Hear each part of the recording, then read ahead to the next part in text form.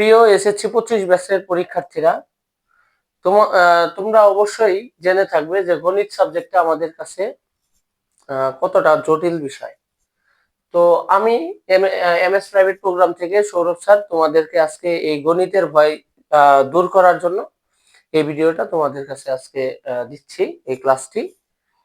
তো আমরা প্রথমে একটু খেয়াল করে দেখি যে কোন কোন অধ্যায়গুলো আমাদের বেশি করে পড়লে আমরা গণিতে অবশ্যই ভালো রেজাল্ট করতে পারবো, অথবা যাদের গণিতে পাশ নিয়ে দ্বিধাদ্বন্দ্বের মধ্যে ভুগছো যে এখনো গণিতে পাশ মার্কটা তুলতে পারবে কিনা, তাদের জন্য আজকের এই ভিডিওটা হতে পারে তোমার জীবনের সেরা একটি ভিডিও। তো বন্ধুরা, আমরা জানি যে গণিতের মধ্যে 4টা বিভাগ আছে। সেই 4টা বিভাগ থেকে যদি অন্তত পক্ষে তুমি একটা করে সৃজনশীল তোমার কমন পড়ে, একটা করে সৃজনশীল যদি তুমি ফুলফিল দিয়ে আসতে পারো, তাহলে কিন্তু তোমার 70-এর মধ্যে 40 মার্ক কিন্তু তোমার হাতে। আর আমরা জানি যে গণিতে যদি ঠিকভাবে লিখে আসা যায় তাহলে আসলে গণিতে কোনো মার্ক কাটা হয় না। তো যদি আমরা আরেকটু ভালোভাবে যদি বিশ্লেষণ করি, তো আমরা দেখবো এই জায়গায় যে যারা শুধুমাত্র পাশ করার জন্য, যে না গণিতে আমি পাশ করব না বা ফেল করার মতো আমাদের একটা সিচুয়েশন তৈরি হয়েছে, তো সেই ক্ষেত্রে আমরা দেখবো যে কোন কোন অধ্যায়গুলা আমরা ভালোভাবে একটু পড়লে আমাদের গণিতে অবশ্যই একটা ভালো মার্ক আসবে। যেমন দ্বিতীয় এবং তৃতীয় অধ্যায় বা চতুর্থ অধ্যায়, এই 3টা অধ্যায় যদি আমরা খুব ভালোভাবে একটু দেখে যাই বা ভালোভাবে প্র্যাকটিস করে যাই, এই 3টা অধ্যায় থেকে সর্বোচ্চ 2টি এবং সর্বনিম্ন 1টি সৃজনশীল আসার নিশ্চয়তা রয়েছে। তো আমরা যদি একটি সৃজনশীল এই জায়গা থেকে যদি নিশ্চয়তা পাই, তাহলে কিন্তু ক বিভাগ থেকে আমরা ন্যূনতম একটি সৃজনশীল, যারা আমরা পাস মানে গণিতে আগে পাস মার্কটা তুলতে, যাদের আমাদের দ্বিধাদ্বন্দ্ব যে না গণিতে আগে পাস মার্কটা তুলতে হবে, কেন বিষয়টা আমি বললাম পাশের কথাটা কেন বলতে হচ্ছে, কারণ বিগত বছরের তথ্য থেকে যদি আমরা দেখি, গত বছর 2024 সালের যে ইনফরমেশন, তোমরাও গুগলে বা বিভিন্ন মাধ্যমে তোমরা সার্চ করে জানতে পারবা যে টোটাল পরীক্ষার্থী ছিল 18,91,059 জন।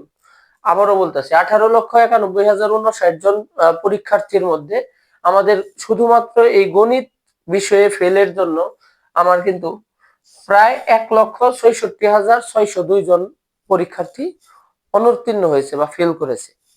এর কারণটা কি? তাদের গণিতের হয় কারোর এমসিকিউ বা আমরা যে বহু নির্বাচনী প্রশ্ন বলি, বহু নির্বাচনী প্রশ্নের জন্য হতে পারে ফেল, হয়তোবা সৃজনশীলে ভালো করতে পারে না, প্র্যাকটিসের অভাব বা এরকম নানাবিধ কারণে হতে পারে। এর জন্য গণিত বিষয়টা কিন্তু ফেলের দিক থেকে র্যাঙ্কিং এ আছে, আমরা এই বিষয়টা পূর্ব কিন্তু জেনে গেছি।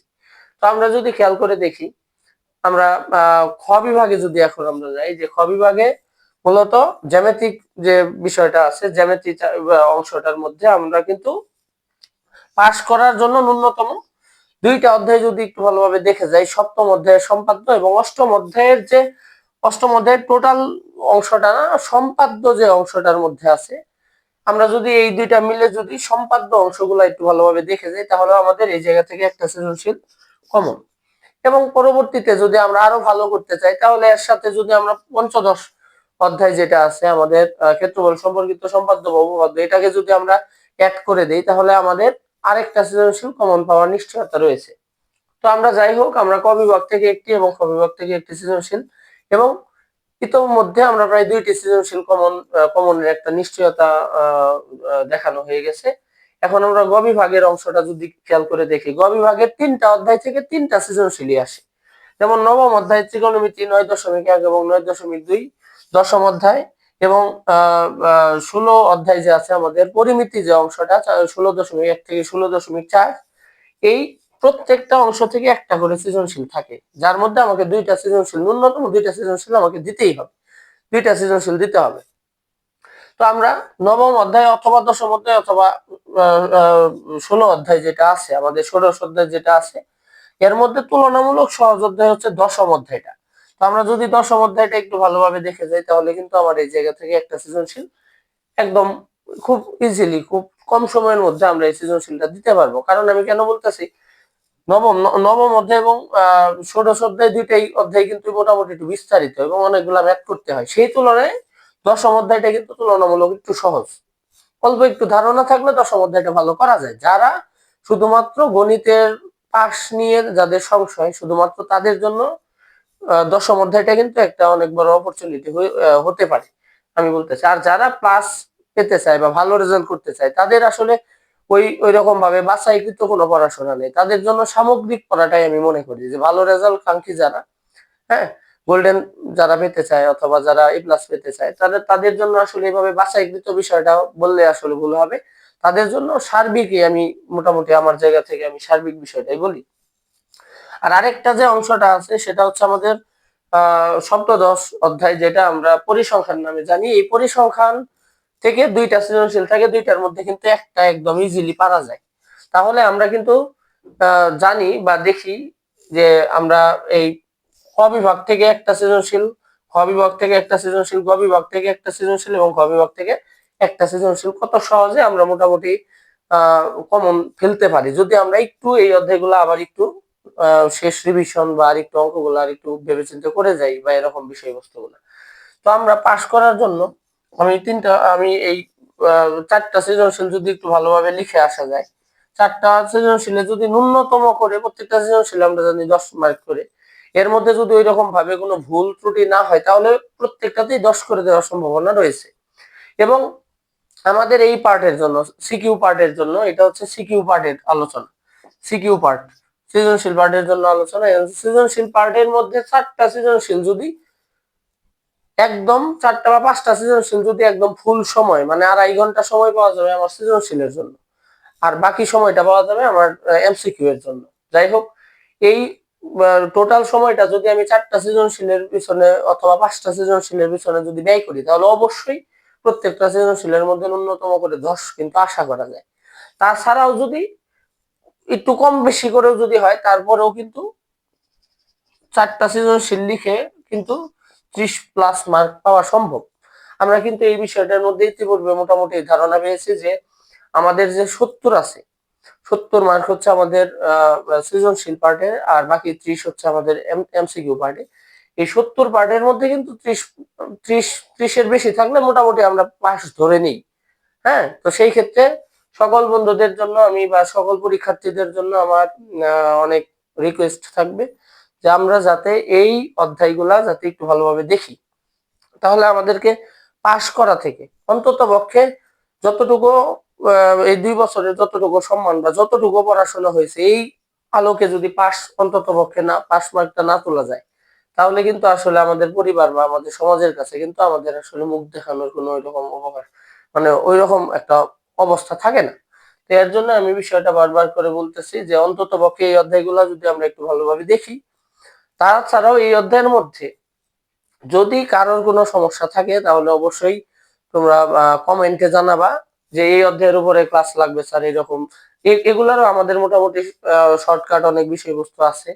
হ্যাঁ, যে এই কোন কোন অঙ্কগুলা বা কোন কোন অঙ্কগুলা সৃজনশীলের জন্য ইম্পর্টেন্ট বা কোন জ্যামিতি গুলা পড়লে স্যার ভালো রেজাল্ট করা যাবে বা এরকম, এটা আমরা এমএসএম প্রোগ্রাম পরিবার পক্ষ থেকে তোমাদেরকে, হ্যাঁ, বর্তমান প্রেক্ষিতে ফ্রিতে দেওয়ার চেষ্টা করব। এবং তোমরা অবশ্যই ভিডিওগুলা সবসময় ফলো করবা বা আমাদের সঙ্গে কমেন্টে যোগাযোগ করবা। তো সেই ক্ষেত্রে আর আর যে বিষয়টা হচ্ছে, আরেকটা পার্ট হচ্ছে এমসিকিউ পার্ট। এখন এমসিকিউ পার্টের কিছু আলোচনা আমি তোমাদের বলি। এমসিকিউ আমরা জানি যে 30টা এমসিকিউ, 30টার মধ্যে ন্যূনতম 10টা এমসিকিউ যদি আমার হয়, রাইট হয়, তাহলে কিন্তু আমি পাস। তো সেই ক্ষেত্রে 30টা এমসিকিউ এর মধ্যে ন্যূনতম যদি 10টা এমসিকিউ ভালোভাবে, হ্যাঁ, পেতে আমরা চাই, তাহলে কিন্তু অবশ্যই আমাদের যে বোর্ডের যত প্রশ্ন আছে, বিশেষ করে বোর্ডের এই আমাদের 8টা বোর্ড, 8টা শিক্ষা বোর্ডের আন্ডারে পরীক্ষা হয়। হ্যাঁ, জেনারেলি 8টা বোর্ডের আন্ডারে পরীক্ষা হয়। তো এখন এই 8টা বোর্ডের বিগত অন্তত পক্ষে 5 থেকে 6 বছরের যত প্রশ্ন আছে, সেগুলা যদি আমরা একটু ভালোভাবে খেয়াল করি বা ভালোভাবে একটু পড়ে যাই, হ্যাঁ, ভালোভাবে একটু সমাধান সহ ব্যাখ্যা সহ যদি দেখে যাই, হয়তোবা হুবহু প্রশ্নগুলো আসবে না, কিন্তু কিছুটা মিল রেখে ওই সূত্রটা বা ওই রকম কিছু বিষয়বস্তু থেকে একটা ধারণা পাওয়া যাবে। অন্তত পক্ষে 10টা প্রশ্ন পাওয়ার জন্য আমি মনে করি যে বেসিক ক্লাস এই বোর্ডের যে প্রশ্নগুলা সলভ আছে এগুলা মোটামুটি কমপ্লিট করলেই 10টা প্রশ্ন কিন্তু ইজিলি পাওয়া যায়। কিন্তু আমাদের আশা রাখতে হবে যাতে আরো বেশি আরো বেশি সৃজনশীল এই জায়গা থেকে বা আরো বেশি এমসিকিউ এই জায়গা থেকে আমরা কমন পাই, এর জন্য আরো বেশি প্র্যাকটিস। কিন্তু ন্যূনতম যে বিষয়টা না করলেই না হয়, আমরা অন্তত পক্ষে আমাদের ওই সৃজনশীলের জন্য এই অধ্যায়গুলো ভালোভাবে খেয়াল করে যাব। আর এমসিকিউ এর জন্য অধ্যায় ভিত্তিক এখন তো এতটা সময় নেই হাতে, এখন অধ্যায় ভিত্তিকের জন্য আমরা অবশ্যই বোর্ডের যে প্রশ্নগুলো আছে, সকল বোর্ডের যে প্রশ্ন, এই বোর্ড প্রশ্নগুলো আমরা একটু খেয়াল করে দেখবো। বোর্ড প্রশ্নগুলো আমাদের ইতিমধ্যে সবার কাছে হয়তোবা ইয়ার টেস্ট পেপার এসে পড়ছে, বা টেস্ট পেপারের আমরা যে বোর্ডের এমসিকিউ গুলো আছে, এই এমসিকিউ গুলো আমরা আরেকটু যদি ভালোভাবে খেয়াল করি, তাহলে অবশ্যই আমি মনে করি যে আমার ব্যক্তিগত অভিজ্ঞতা থেকে যে অবশ্যই গণিত কোনো মানে গণিতে পাশ করা বিষয়টা কোনো ঘটনাই না, মানে গণিতে ইজিলি পাশ করা যাবে। অন্তত পাস মার্কটা আনতে হলে এত আলোচনা। প্রিয় এসএসসি পরীক্ষার্থীরা, যদি আজকে আমার এই ক্লাসটি ভালো লাগে, তাহলে অবশ্যই আমাদের চ্যানেলকে সাবস্ক্রাইব করুন এবং আমার ফেসবুক পেজকে ফলো করুন এবং আমাদের প্রতিটি ক্লাসের সাথে যুক্ত হন। এবং সকলকে অগ্রিম শুভেচ্ছা জানাচ্ছি আসন্ন এসএসসি পরীক্ষার উপলক্ষে। এবং আমাদের সাথে যুক্ত থাকলে আপনারা আরো অনেক বিষয়গুলো জানতে পারবেন, যা আপনার এসএসসি পরীক্ষার্থী হিসেবে অনেকটা উপকারে লাগতে পারে। ধন্যবাদ সবাইকে, ভালো থাকবেন।